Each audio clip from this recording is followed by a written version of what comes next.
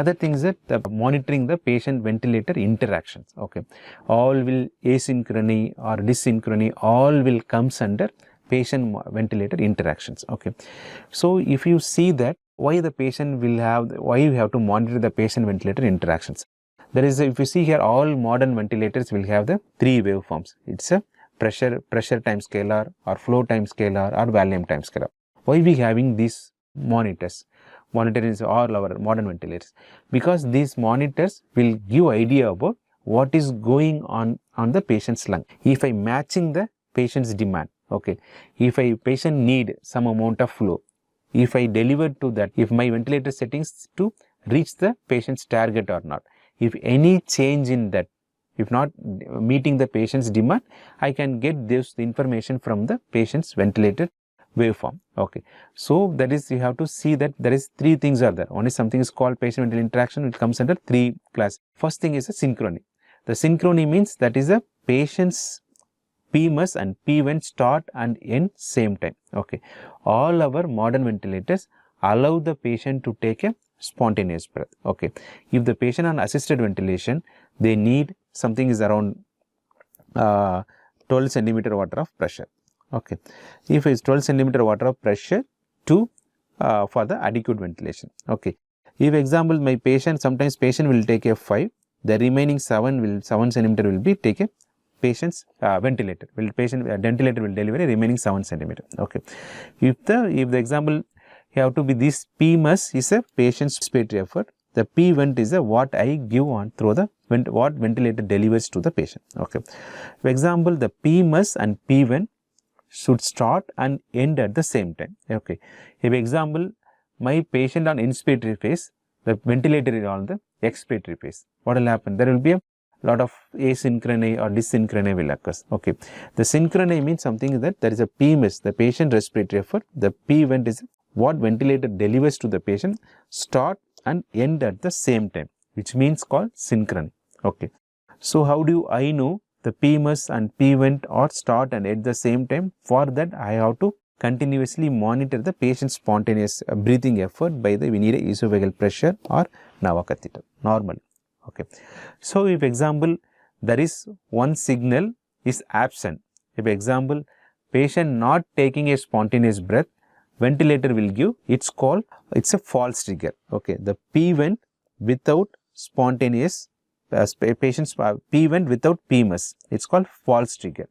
Failed trigger means that is a patient want to take a breath, the ventilator is not giving a breath, it's a PMUS, it's a patient respiratory effort is there, but ventilator is not sensing that spontaneous effort and giving a breath, it's called failed trigger. Okay, it's called that failed trigger or false trigger will comes under asynchrony.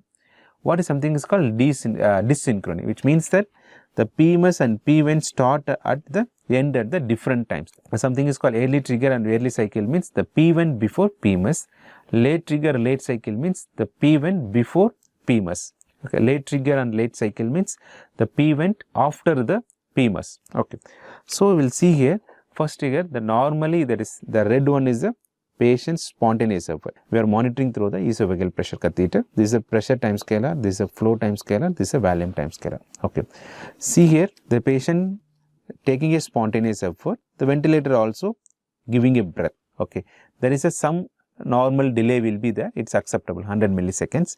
If anything is if it is the patient's spontaneous effort and the ventilator initiating the breath, ventilator delivering a breath, all anything is the difference, the delay within the 100 millisecond is acceptable. It is called normal trigger. Okay, the patient is starting a breath here, the ventilator is delivering a breath here. Okay, there is a time delay, it's more than 100 milliseconds, we call it as a late trigger. Okay, so what is called the early trigger means patient taking a spontaneous breath here, but ventilator is already before patient taking a spontaneous effort, ventilator will deliver a breath, it's called early trigger. Okay, some of the triggers called false trigger, patient not taking a spontaneous breath. See here, there is no spontaneous effort here. Okay, esophageal pressure is, there is no change in esophageal pressure, ventilator will giving a breath, it's called false trigger. Which clinical condition will occur? Normally there is a secretion in the tubings, excessive secretion in the ventilator tubings, the ventilator will think the patient taking a spontaneous breath and give you a breath, it's called false trigger. Other thing is a failed trigger, ineffective trigger. Here, see here, the patient want to take a breath, but the ventilator is not delivered a breath here. It's called failed trigger. Okay.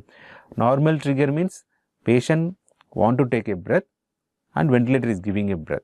Okay. The both inspiration, the patient initiating inspiration and the ventilator also giving a breath. It's called normal trigger. Late trigger means patient initiated the breath, ventilator will giving a breath after some delay. Okay, that's called late trigger. Early trigger means before patient taking a spontaneous effort, ventilator initiate giving a breath. It's called early trigger. False trigger means patient is not taking any spontaneous effort, ventilator will giving a breath continuously.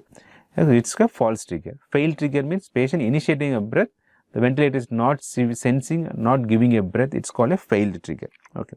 Other thing is called cycle asynchronous. It's something is called cycle means the ventilator ends inspiration and goes to the expiration. It's called the cycling. Okay. See here, there is patient is ventilator is ending inspiration to expiration. There is no change. There is patient also not in the expiratory phase. It's called normal cycle. Late cycling means the patient ended the inspiration here, but the ventilator is ended the inspiration here. There is a delay. It's called late cycling. Early cycling means patient is on inspiratory phase, but the ventilator already ended the inspiration. Okay.